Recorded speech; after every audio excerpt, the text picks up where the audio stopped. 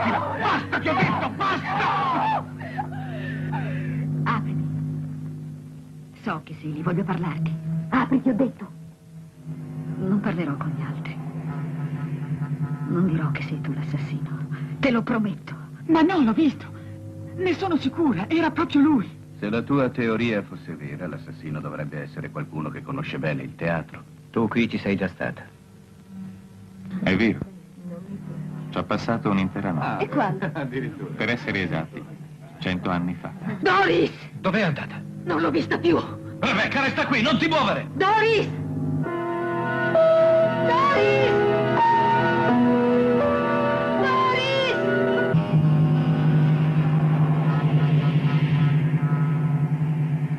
Bisogna chiamare la polizia. Uno di noi l'ha uccisa. Pronto! Forse è guasto. Vado io in paese a chiamare la polizia. Non approfittare per fuggire. L'apparecchio non è guasto. Hanno tagliato i fili. Tu non hai paura, vero? No. Niente avviene per caso. Tutto quello che accade, ricordalo, è stato già deciso da sempre. Tchau, queridos! Tchau! Sejam muito bem-vindos a mais um episódio do seu podcast Mondo Giallo, que você pode encontrar nos melhores tocadores de áudio disponíveis no nosso mercado. Sim, é o episódio 41. Sim, 41. E hoje vamos falar sobre muitas coisas. Eu quero falar com vocês sobre coisas que eu vi recentemente, filmes, séries, até chegar ao objeto central desse episódio, o filme, o Giallo, que tem muita importância, tem muita personalidade, é um Giallo maravilhoso, incrível, já é um proto-slasher, ele tem muito de crime alemão também, ele é uma coisa impressionante. O que o diretor conseguiu com esse filme e sua fórmula, seus desdobramentos e sua importância, né? Então, vamos desde o começo, começando tudo. Hoje o tempo deu uma melhorada aqui em São Paulo, estamos menos, assim, em clima de deserto, felizmente, estamos podendo respirar melhor, tá tudo mais tranquilo, felizmente, e daqui a questão de 2, 3 dias tem a eleição municipal. Que medo, assustadora. A campanha do primeiro turno foi assustadora, foi, como eu falei, abaixo do nível do esgoto, uma baixaria, uma coisa impressionante, assim, e muito assustadora essa coisa da extrema-direita aqui, esse governador que parece o Chuck, querendo reeleger o prefeito, que parece sair da figuração do filme do Zé do Caixão, sabe? Uma coisa muito, muito assustadora, muito terrível. Assim. Mas fazer o quê, né? Assim caminha a humanidade. Vamos fazer o nosso lado, vamos adiantar a nossa vida, lutar pelas coisas que a gente acredita, pelas coisas do nosso trabalho, das nossas coisas, nossas funções, e vamos tocar a nossa vida, porque eles não, se depender deles, a gente está ferrado. Então vamos adiantar o nosso lado, fazer o que tem que ser feito, trabalhar, sabe? É isso aí mesmo. Infelizmente é isso aí mesmo, né? Não tem assim como, oh meu Deus, não. Eu tô votando com a minha consciência, pelo menos. Já é uma grande coisa, se você tem uma consciência do que é melhor pra cidade, do que é mais humano, mais ético, sabe? Mais civilizado. Né? Fazer o processo civilizatório correr, assim, com liberdade. Tá muito difícil, bem difícil. Mas vamos ver o que o povo de São Paulo vai escolher, que é o mesmo povo que já escolheu Erundina, Marta Suplicy, Haddad, sabe? É o mesmo povo que já escolheu Jânio Quadros, Kassab.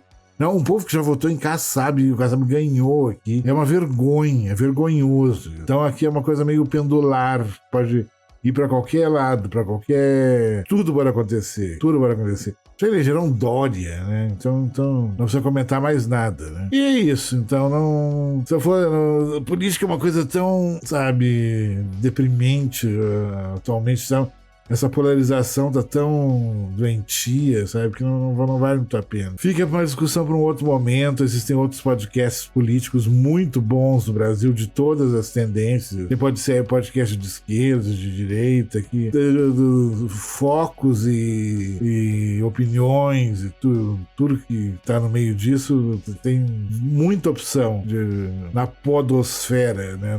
Nesse universo de podcast. Tem muita gente boa, que tem podcast político. É só seguir o que tem mais a ver com você, né? Então é isso. Vamos falar de coisas interessantes, coisas que interessam mesmo: cinema, série, arte, cultura, coisas que movem a alma, né? Que nos fazem bem. E esses dias fomos ver o filme da Coralie Fargeau, né? A maravilhosa diretora do Vingança, aquele Rape Revenge, maravilhoso, no deserto, cujo Blu-ray da Versátil tem um extra que eu e o William produzimos, falando sobre o Rape Revenge. Eu falei de vários clássicos, um mini documentário a respeito desse subgênero exploitation tão incrível, né? Que o Doce Vingança acho que é o mais popular, assim, mas tem muitos outros, né? Até eu já começo citando um filme que Denis Arcand fez, né? No seu início de carreira, que era de uma espécie de stripper que é perseguida por uns caras na neve. É uma coisa bem interessante, filme, bem interessante mesmo. E a Coralie fez esse filme agora, pouquíssimo tempo depois que o filme estreou, ela já falava desse projeto que ela tinha de fazer um body horror e não sei o quê. Nesse esse caminho, até ela lançar o seu A Substância, né? Antes tivemos o Titane, que é de outra diretora francesa também, que ganhou a Palma de Ouro em Cannes. Foi uma coisa muito celebrada. Foi até um ano que o Kleber Mendonça Filho estava no júri em Cannes. Foi muito legal isso, ver esse body horror ganhando em Cannes. E sempre que se fala de body horror vem o nome do Cronenberg, né, à tona. E esse ano A Substância estava concorrendo em Cannes, e o Cronenberg também, com seu último filme, que tem a ver com o lance de um cemitério, a questão dos corpos e da preservação dos cadáveres e da obsessão do protagonista pelo corpo da esposa morta, uma coisa bem tarja preta, assim, dupla. Tô louco pra ver, sinal. Cronenberg, eu gosto de... É um diretor que eu não preciso nem saber do que se trata. Qualquer coisa que ele faça, eu assisto. Adoro, é um dos meus diretores favoritos, o David Cronenberg, adoro, muito, muito, muito foda. Então, A Substância, acho que desde A Mosca, do Cronenberg, né, que não tinha um body horror tão que impactasse tanto, assim, né? Tem body horrors que eu adoro, pegando, por exemplo, o Tetsu, do Shinya Tsukamoto, o Incrível Homem que Derreteu. Tem várias coisas, vários body horrors interessantes. Vários que o Cronenberg fez, o The Brood também, eu adoro. E esse A Substância é muito é quase como se fosse uma carta de amor dela ao cinema do Cronenberg, mas feito da maneira dela e com todo um discurso feminista muito profundo, né, sobre a questão do corpo, do culto ao corpo, do culto à juventude eterna, dessa coisa da idade chegando, avançada, do etarismo, né? Etarismo, para ser mais preciso, de como o etarismo deforma toda a cadeia, todo o sistema de entretenimento, de produção audiovisual. Tudo tem que ser jovem, tudo tem que ser o novo, sabe? O que é antigo, o que parece ser velho, parece ser envelhecido, o corpo envelhecido é uma coisa quase que uma aberração, quase como se fosse um freak, sabe? Você ser velho é ser freak para a indústria cultural, para a produção audiovisual de uma maneira muito ampla, sabe? Da venda dos produtos, a questão do capitalismo. O capitalismo parece que só funciona para pessoas jovens, bonitas, perfeitas, todo esse culto ao corpo perfeito, onde as pessoas fazem monstruosidades, absurdos para modificar seus corpos, às vezes acabam ficando com mutilações terríveis. E a Coralie pegou toda essa coisa e elevou à enésima potência num filme de horror extremo. Assim. A Demi Moore tá incrível no filme, tá belíssima. A outra atriz que participa, que é uma espécie de duplo da personagem da Demi Moore, é linda e tudo o Dennis Quaid como diretor de uma espécie de Bonnie lá da rede de televisão, é uma figura assim. É tudo muito. Os homens do filme são caricaturas, assim, grosseiras. Isso é tudo proposital, assim, mas a questão de como a modificação do corpo, o que se faz com o corpo, as mutilações, as transformações, as deformações, tudo, o escatológico, o grotesco, tudo vai se colocando em camada, em cima de camada, em cima de camada, em cima de camada. É uma coisa alucinante, uma trilha sonora eletrônica impressionante, moderna, sabe, diegética, poderosa, pulsante. É o grande filme de horror desse ano, né? Com certeza. Mesmo no Halloween, aqui no Brasil, no Halloween, vamos ter o Terrifier 3, né? Que lá nos Estados Unidos estreia dia 11 de outubro, aqui é dia 31 de outubro do Halloween. E quem já viu lá numa sessão meio exclusiva que teve para alguns mortais, ele é mais brutal que o 2, conseguiu ser mais. E ele, inclusive, deve causar muita polêmica, né? Pelo que todo mundo está comentando que estava lá nessa sessão, que tem muita coisa envolvendo criança e animais de estimação. Ele pegou duas coisas que são intocáveis, até no horror mais extremo, né? A criança e os animais de estimação, e a história se passa no Natal. O Terrifier se veste de Papai Noel e começa a estraçalhar as pessoas. É uma coisa absurda. E já está se produzindo o Terrifier 4. Ele não vendeu para nenhum grande estúdio o projeto, ele continua dono do projeto para ter essa independência, para poder chocar mais e mais as pessoas. Vamos ver até onde eles vão. Mas eu acho que mesmo toda a sangria, todos os galões de sangue artificial que devem ter no Terrifier 3, como cinema, como horror, como narrativa, como proposta estética, como pelo conjunto da obra toda, eu acho que A Substância ainda vai ser o grande filme de horror de 2024. Num ano que tivemos poucos, né, bons, grandes filmes, né? Foi um ano mais fraco dos últimos tempos. Talvez apareça alguma coisa para salvar a pátria, mas teve muito pouca coisa. Até quando for falar do final do ano, eu não vou ter muito o que falar sobre o gênero horror especificamente, porque teve coisas boas esse ano, de outros gêneros, né? Mas, né, nesse caso, tivemos poucas opções, e A Substância reina absoluta até agora. Corrali Fajô, grande diretora. Anota o nome dessa menina. Essa menina vai nos dar muitas alegrias. Com certeza. Grande diretora, grande autora, né? Porque a concepção da Substância, que o filme é dirigido e escrito por ela. Direção e roteiro dela. Todo o domínio criativo do filme é dela. Então, fica uma coisa assim impressionante. Quando terminou o filme, eu disse: meu Deus do céu, o que aconteceu? Calma, para. Onde é que eu tô? Fiquei completamente desconcertado. Como eu até comentei no Facebook, ele marca a ferro e fogo todos os sentidos do espectador. Ninguém fica indiferente da Substância. Depois da exibição, você vai ficar por muito tempo ainda impactado. É uma coisa impressionante. O filme que faz pensar muito. Filme muito cruel, assim, de como o mundo é cruel com relação às mulheres. As mulheres, nossas, sofrem muito. A questão do etarismo para a mulher é uma coisa muito violenta. O gênero feminino sofre muito com o etarismo, porque o homem ainda tem aquela coisa, o homem grisalho, tem todo o charme, o homem experiente, sabe, desejado, tanto independente de orientação, tanto entre os héteros quanto entre os LGBTs.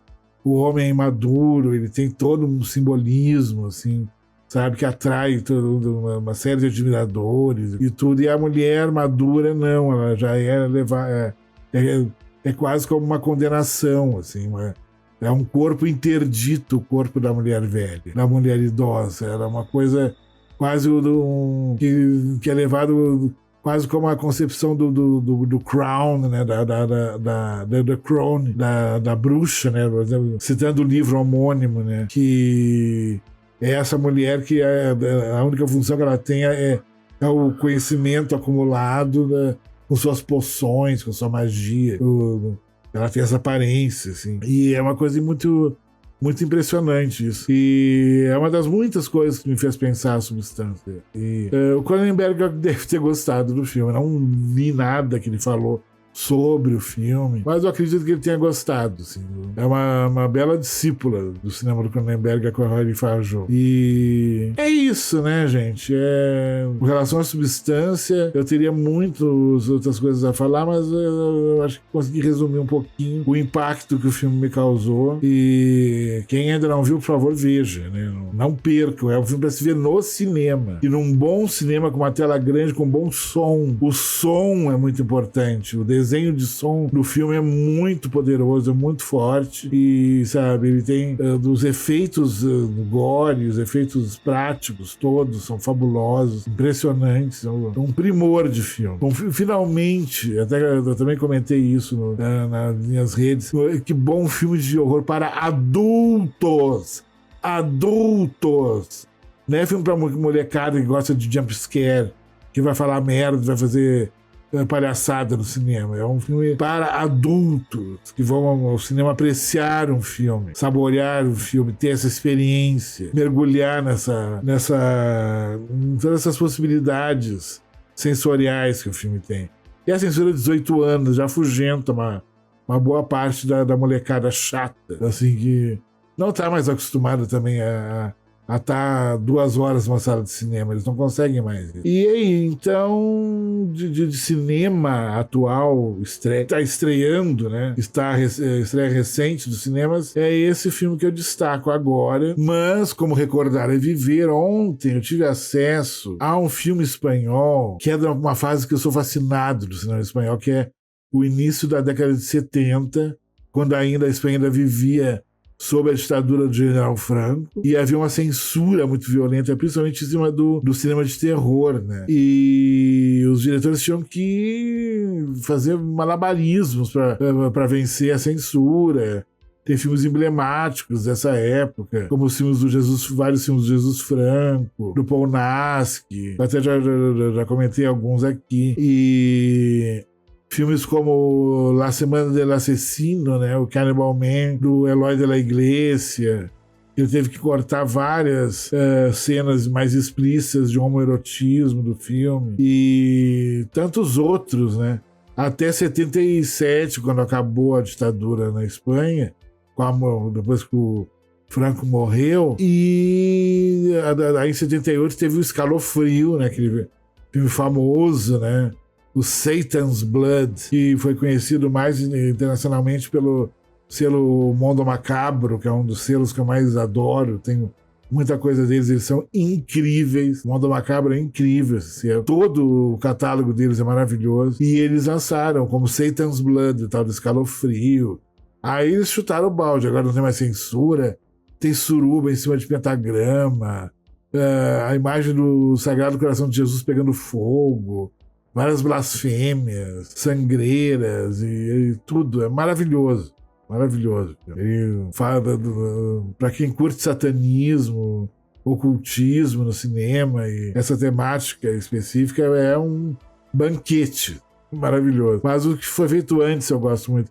E esse filme que eu descobri ontem se chama El Monte de las Brujas, The Witch's Mountain, é de 73, filme de 73. Ele seria a Montanha das Bruxas, ou o Monte das Bruxas, que ele foi filmado nos Pirineus, uma cadeia de montanhas linda que tem na Espanha. É entre Espanha e a França, se não me engano. Um lugar muito bonito. As locações do filme são incríveis, a atmosfera do filme é incrível, a questão das bruxas.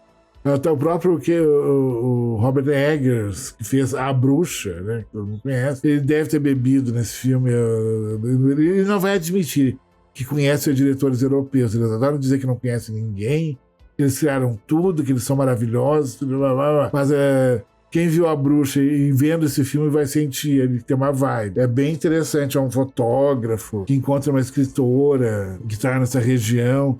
E eles resolvem viajar para as montanhas, acabam descobrindo um culto de bruxas. Mas é tudo muito sutil e tudo muito simbólico. Às vezes até parece que o roteiro não tem sentido, as coisas não são muito bem explicadas, é que foi a forma que o diretor, os produtores tiveram para fazer o filme, para ele não ser proibido. Até poderiam ter sido mais extremos em alguns momentos, mas fizeram o que foi possível. Só a figura das mulheres, das bruxas, é demais, o rosto delas. A expressão que ele conseguiu delas, os rituais na floresta, à noite tem um ritual numa caverna. É maravilhoso, filho, maravilhoso. The Witch's Mountain, El Monte de las Brujas, de 73. Que filme foda. Muito, muito, muito bom. E ele foi restaurado recentemente. Então, agora temos acesso a esse filme numa cópia melhorzinha, né? Pelo menos integral. Ele está, assim, na locadora da internet, vamos dizer assim. Né?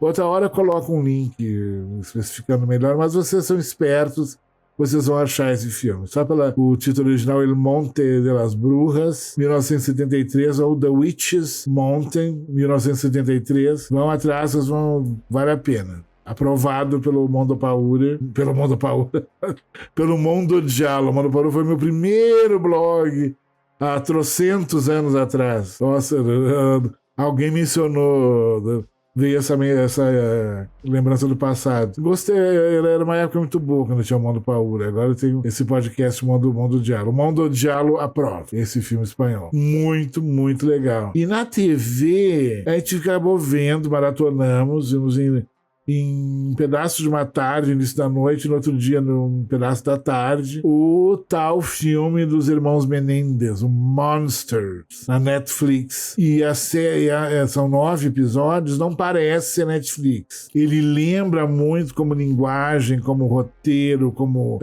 produção, muito o American Crime Story. E ele é muito forte, muito extremo. Ele tem a história dos irmãos Menendez, uma história real do final dos anos 80, dos anos 90, no auge do governo Ronald Reagan, no auge da epidemia da AIDS nos Estados Unidos. Esses dois irmãos, filhos de um milionário de origem cubana, que quem faz o pai é o Javier Bardem. Maravilhoso, que homem, que ator, que talento. Ele rouba o filme inteiro pra ele. É impressionante. Mas o elenco todo é muito bom. Muito bom. Muito bom mesmo. E esses meninos mataram os pais na vida real. Isso aconteceu de verdade. It's a true story. True crime, né? Como alguns gostam de falar. E eles fizeram de tudo para não serem descobertos. A história é bem detalhada, tem uma trilha sonora bem brega dos anos 90, com destaque para aquela dupla que era fake, o Neil Vanilli. Para quem não é muito jovem, não se lembra que é Neil Vanilli. A música, se vocês ouviram, vocês devem ter ouvido em algum lugar. Mas era uma dupla que, na verdade, se descobriu que eles dublavam. Eles eram mais bonitinhos, eles faziam dancinha, dublavam. Assim, às vezes... Na verdade, eram uns gordinhos que cantavam, mas no estúdio escondido, sabe? Uma coisa puramente gordofóbica, racista. E eles ficavam lá presos, que nem uns animais escondidos, gravando o vocal, e os bonitinhos iam lá e dublavam, faziam dancinha. Ganharam um Grammy até. Do Gary You Know It's True. It's a tragedy for me to see the dream is over. É um dos temas do filme.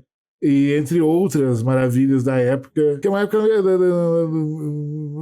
um pouquinho cafona, vamos dizer assim, mas tinha umas coisas, no final dos 80 para os 90. Nos anos 90 teve coisas deslumbrantes, maravilhosas na década de 90, como o Massive Attack, Portishead e outras coisas. Mas teve muita coisa brega, muito lixo também. E teve esses truqueiros do Neil Vanilli que estão na trilha desse Monsters aí. E pra quem gosta de filmes de tribunal, tem muitas cenas de tribunal. A advogada é incrível, é tudo incrível. Gostei muito, eu adoro filme de tribunal. Tem essa mise-en-scène dos advogados, dos promotores, do juiz. E aí termina dizendo que o fim levou, o que aconteceu. Ele é bem didático nesse sentido. E é bem legal, vale a pena. E não são longos os episódios, são uma média de 35 minutos, uma média cada episódio. É uma duração boa, é legal, assim, é legal. Vale a pena, esse Monsters. A história da dupla de irmãos, assim, que é muito anos 90, essa dupla.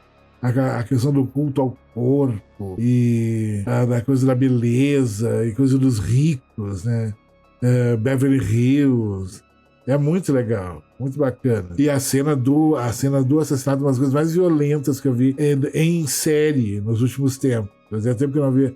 Eu vi algo violento em termos de gore, parecido no The Boys, pra vocês terem uma ideia. Uma violência quase The Boys, assim. Que eles foram mortos com um espingarda, cano 12. É babado. Muito, muito forte, muito bem realizado, uma ótima produção. Ele vai ter agora acho que a próxima grande premiação que tem é o Globo de Ouro. Acho que para o Globo de Ouro eles devem ter várias indicações, eu acredito, pelo menos. Mas, e se falar, Globo de Ouro, já tá ali, gente, já tá em outubro, crianças. Daqui a pouco termina o ano, já é janeiro, segunda semana de janeiro já é o Globo de Ouro. 2025 tá batendo na nossa cara já, nos esbofeteando. Fazer o quê? Daqui uns dias é Halloween, e Halloween, que eu e o William pretendemos passar o nosso Halloween assistindo o palhacinho psicopata lá do Terrifier, e vamos ver, né? O que o filme nos aguarda. Se a gente não conseguir aguentar, diz que tem muita gente que desmaiou e que tentou sair na primeira parte do filme. E ainda mais coisa com o Natal. Eu, como detesto Natal, pra mim, não. Ai, que horror, gente. O que vão pensar de mim? Mas eu não gosto muito de Natal. Quando chegar a época natalina, eu vou fazer mais comentários sobre o espírito de Natal, que eu não gosto. É uma época que eu acho muito chata, muito triste, muito deprê. Sabe? Não gosto do final do dezembro, é o mês que eu não gosto.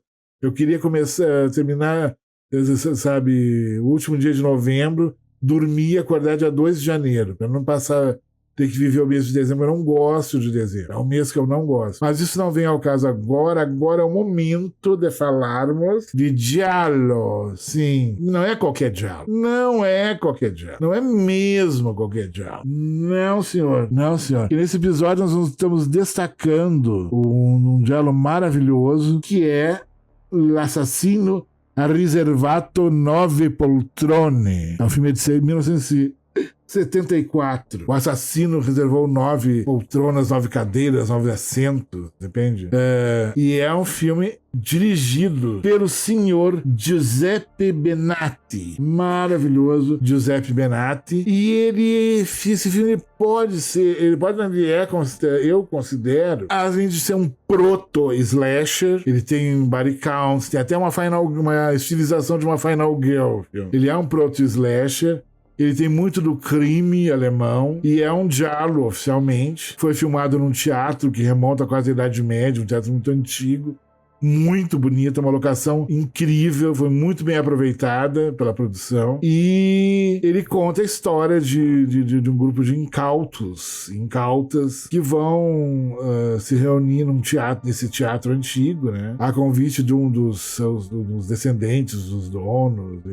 E nesse lugar, 100 anos antes, aconteceu uma série de assassinatos numa noite também, com várias pessoas estavam lá. E todos foram mortos, um por um, e tem todo um mistério em cima. E o pessoal pega e vai para esse lugar, tá? Mesmo com essa fama de não ser um lugar assim muito onde as pessoas saiam vivas, né? Vão essas personagens todas e, com o passar do tempo, um por um vai sendo eliminado por uma criatura, um ser que tá com as luvas pretas, que é um item obrigatório do uniforme do assassino dos filmes gialli. Todo giallo tem que ter luva preta, pelo menos. Na luva preta e uma navalha, de preferência. E esse personagem usa uma capa, ele tem toda uma composição, e está com uma máscara bem bizarra, de uma figura bem estranha, que já vai lembrar os mascarados dos filmes crime, né, alemães. E então tem toda essa coisa do crime alemão, que já é praticamente um pré-proto-slasher, e é um giallo. Isso ele tem todas essas características, assim. E as mortes são bem interessantes, porque como manda o figurino a cartilha, né, do giallo, a morte é o grande espetáculo.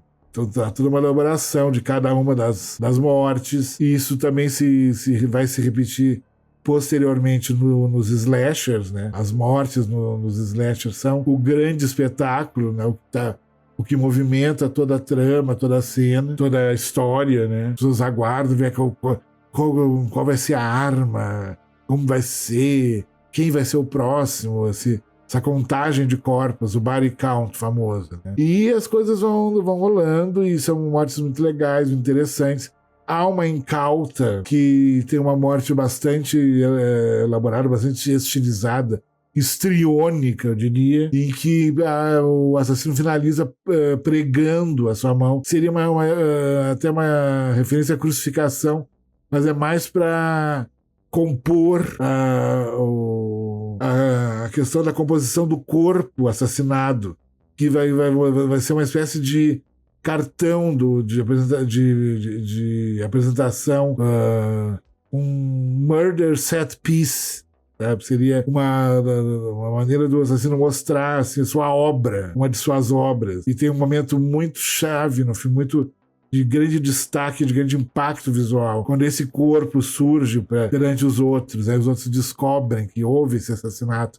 E qual deles vai ser o próximo? E tudo no filme, todo o roteiro, todas as situações acabam deslanchando para que um ou outro saia, corra para aqui, por ali, e acabe encontrando o nosso assassino mascarado de capa e luvas pretas. E aí o filme vai se desenrolando. É um filme que tem um elenco longo, um elenco grande, de figuras muito cultuadas, né, dentro do cinema italiano, como a senhorita Rosanna Schifino, maravilhosa, uma atriz muito cultuada.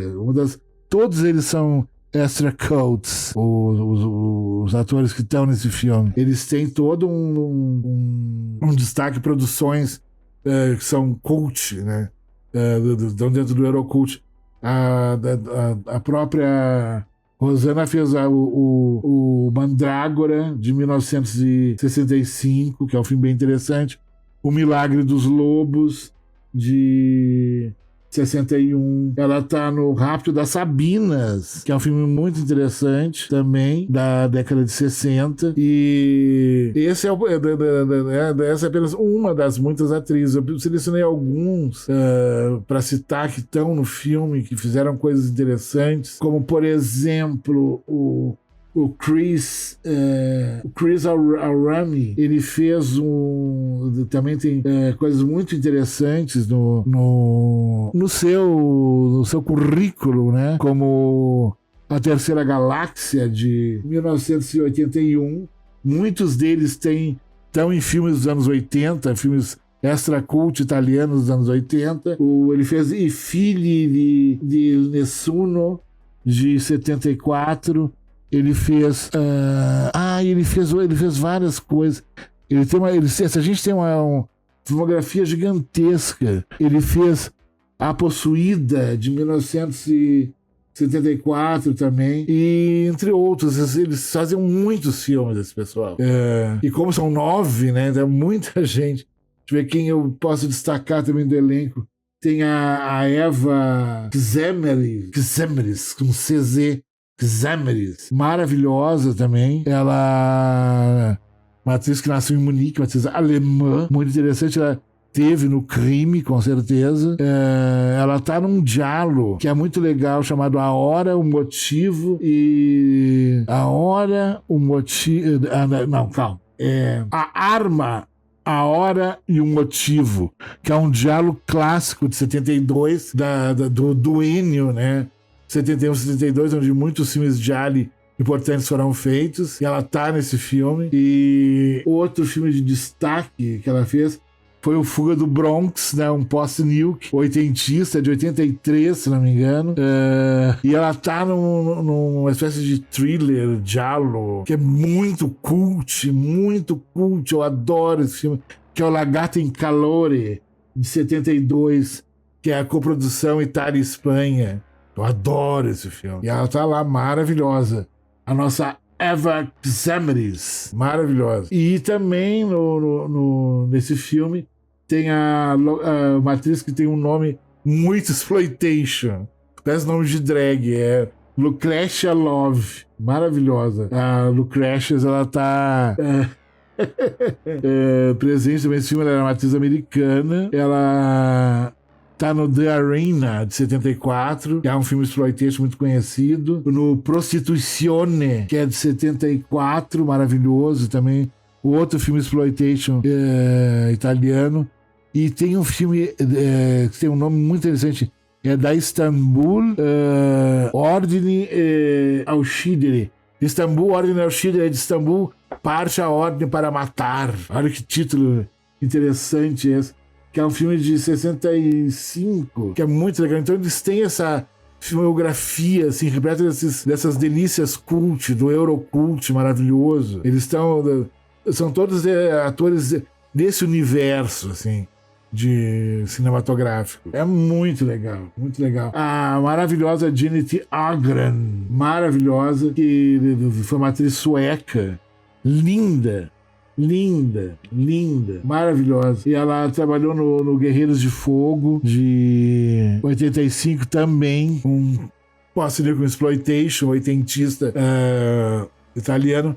Nos Vivos Serão Devorados, o Eating Alive, o Mangiati Vivi, que maravilhoso, do Umberto Lenzi, um filme importantíssimo do ciclo de canibais italianos, de 1980, que ela está ao lado da Mimi Lai, maravilhosa, e Ivan Rassimov, aquele pessoal todo. Ela também está no Kerroir, o Exterminador de Aço, que é do Sérgio Martino, é de 86 esse filme, é 86, e é uma espécie de Exterminador do Futuro, só que com um orçamento um pouco assim abaixo da média, vamos dizer assim.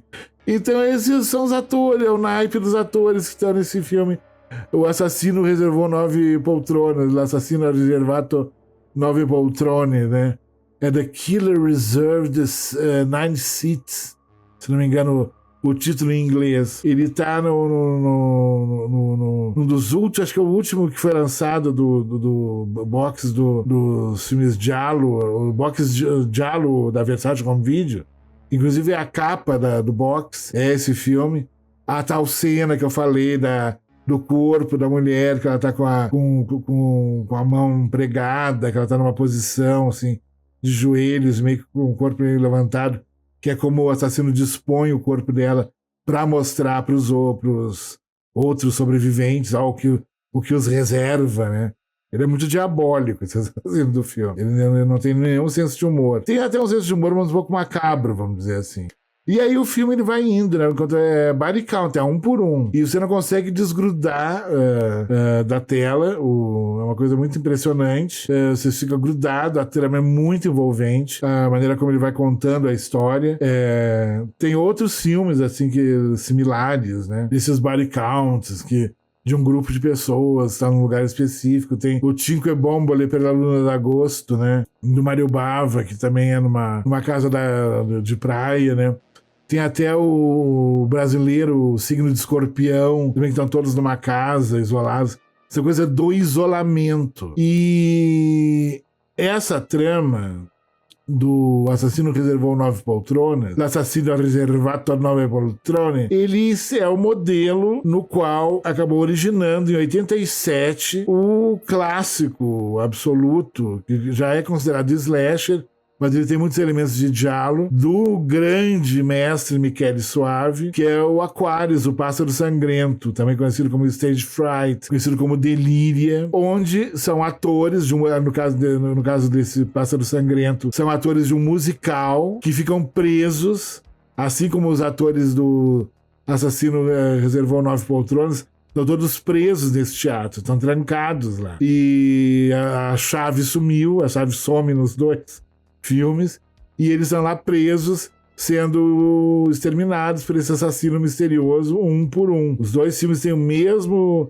estrutura, a mesma proposta, a mesma trama, praticamente, só que, claro, Michele Soavi já fez uma outra, foi para um outro caminho, de uma hiperestilização, uma violência mais gráfica, tem cenas até com serra elétrica no filme, machado e outras armas, furadeiras e coisas. E os dois filmes têm um final impactante, os dois filmes têm uma atmosfera incrível de terror. E isso essa coisa de pessoas trancadas no mesmo lugar, sendo mortas. Isso vai aparecer em outros 2 filmes, mais um filme do Michele Soavi, que é La Chiesa, a Catedral, onde um grupo de incautos fica preso numa catedral gótica que é amaldiçoada, tem uma maldição do passado, no seu subterrâneo, onde foram enterrados hereges e os demônios começam a voltar e atacar as pessoas.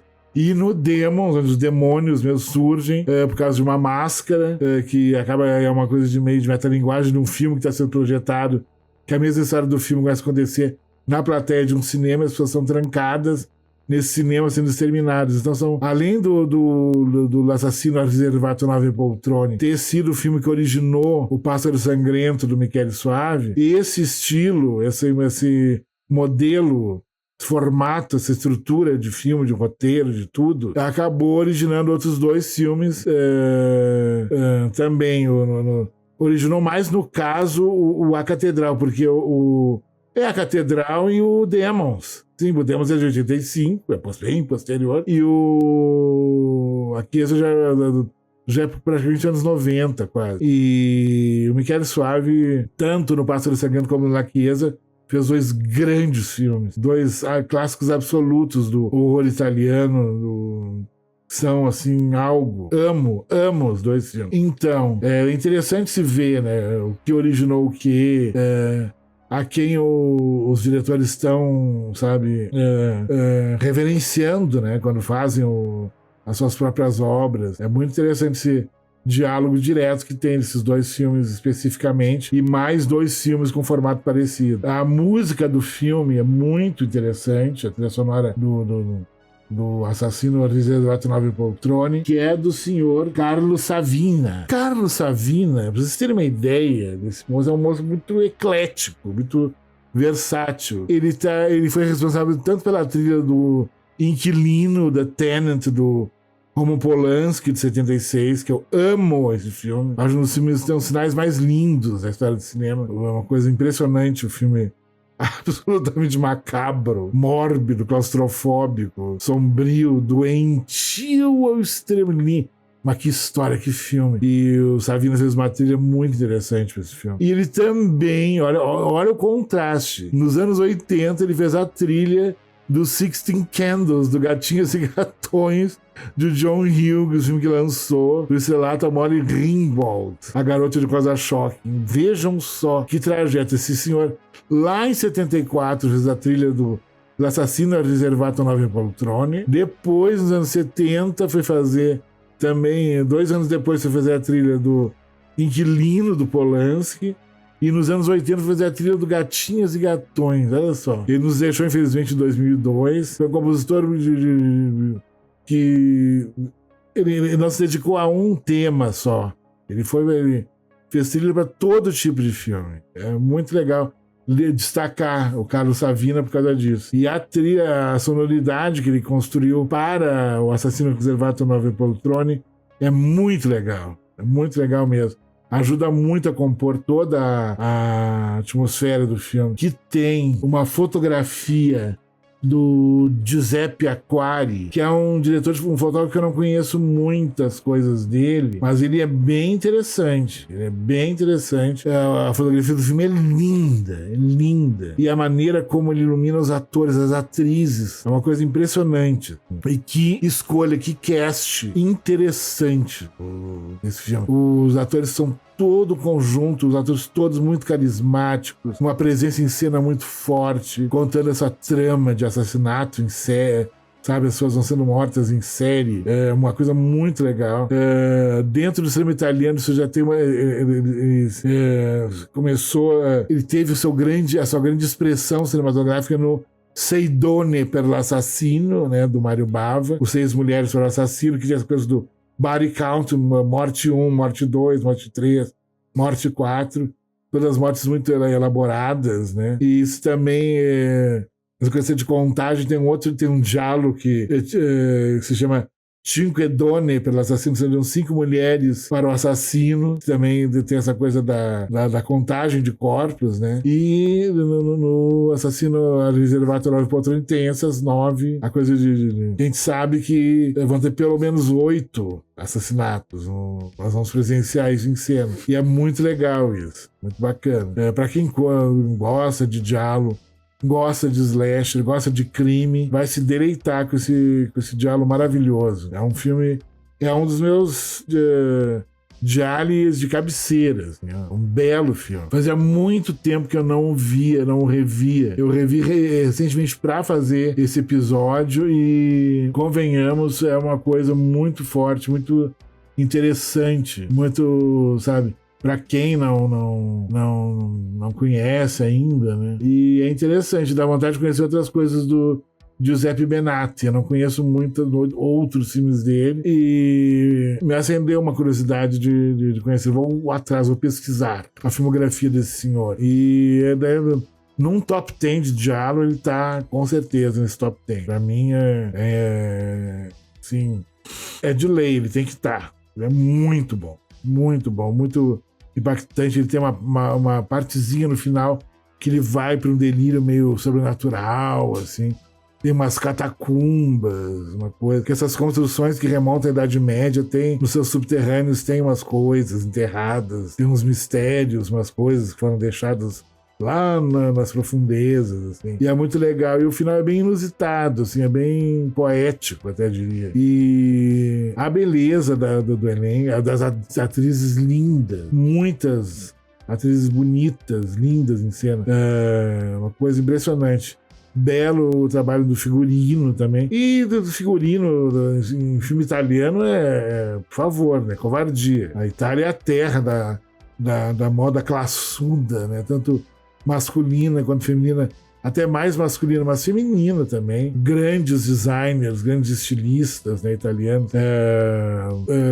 Figurino, arquitetura, artes visuais, pintura, escultura, automóveis, né? A Itália é a terra da Ferrari, né? Então é uma coisa impressionante. E a gente sente muito isso aqui em São Paulo, né? Essa questão da elegância, da beleza, porque praticamente eu acho que 20% da população aqui de São Paulo é de origem italiana, né? Então os italianos têm esse legado, né? E eles têm isso quase que no sangue, né? Grandes arquitetos, grandes designers, grandes projecionistas, pessoas projetaram carros, projetaram coisas, joias e afins, né? É muito interessante a cultura italiana nesse sentido. Isso está muito presente no filme, né?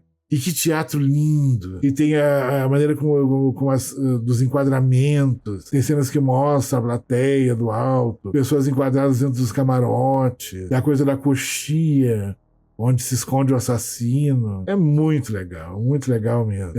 Vocês vão surpreender. Quem não conhece esse filme vai com certeza se surpreender. E ele é tão legal, assim, pra quem curte slasher. Um pessoal que só curte slasher, que não conhece o giallo direito, vai gostar desse filme, tenho certeza. Uma bela opção. Não perca. L'assassino riservato 9 poltrone. E então é aquilo, né, crianças? Qualquer coisa, recadinhos, e nos sigam no Mondo Giallo Podcast, @Mondo Giallo Podcast. Tá certo? Em breve eu vou dar umas dicas de links para vocês acharem filmes e pistas e afins, tá certo?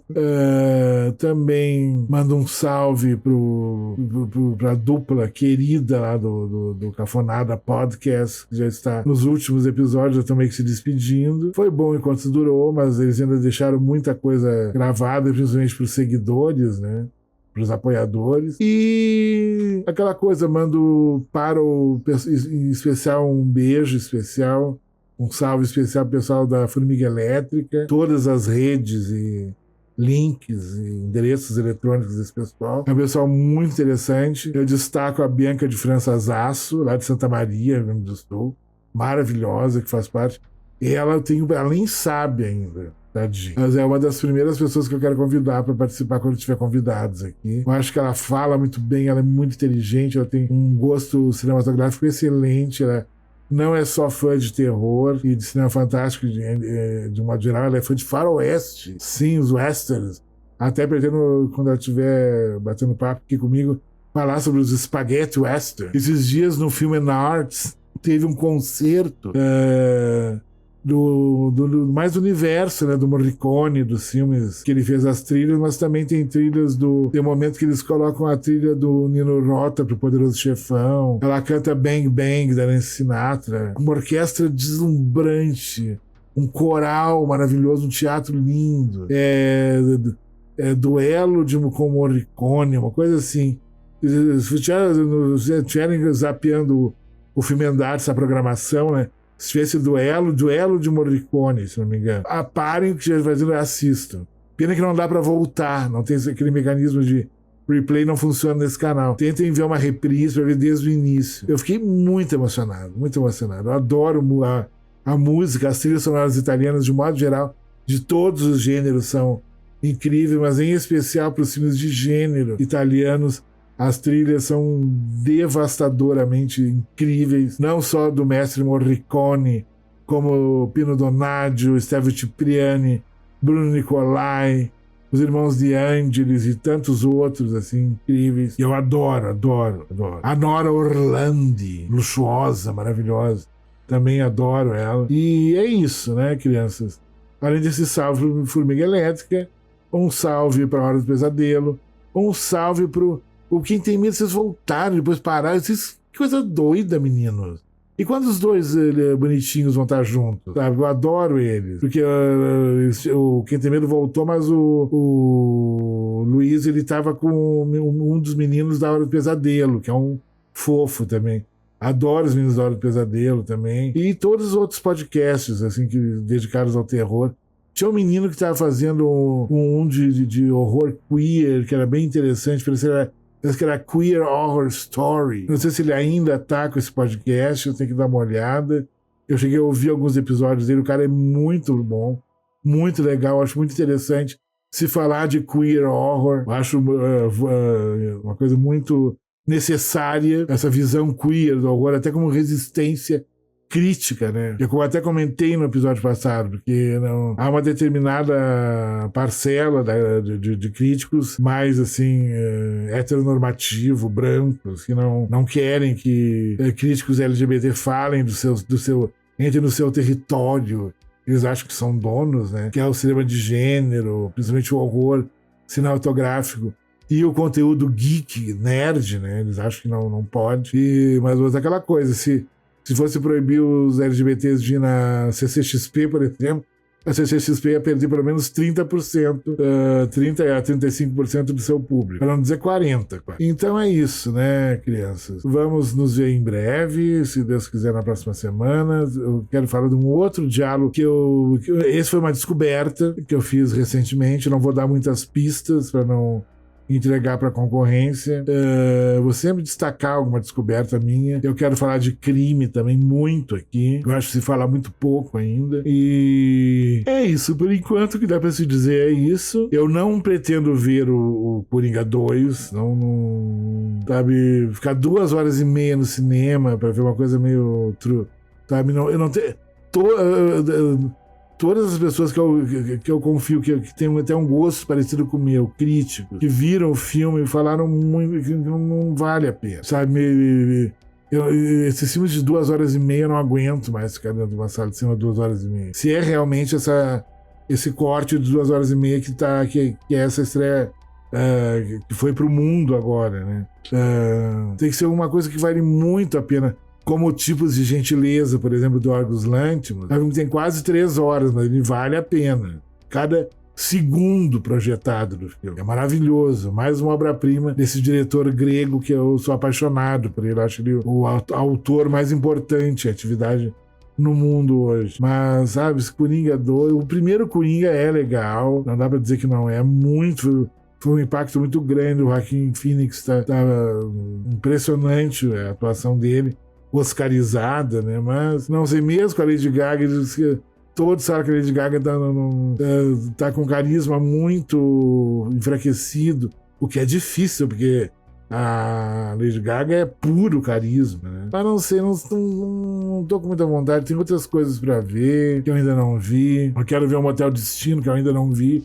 do Karim Ainuz. Tem outras coisas mais interessantes pra ver por enquanto, tá certo? Então é isso, meus amores. Fiquem em segurança, se cuidem, tá? E é isso, né? Como diria o outro, viver bem é a melhor vingança. Fui!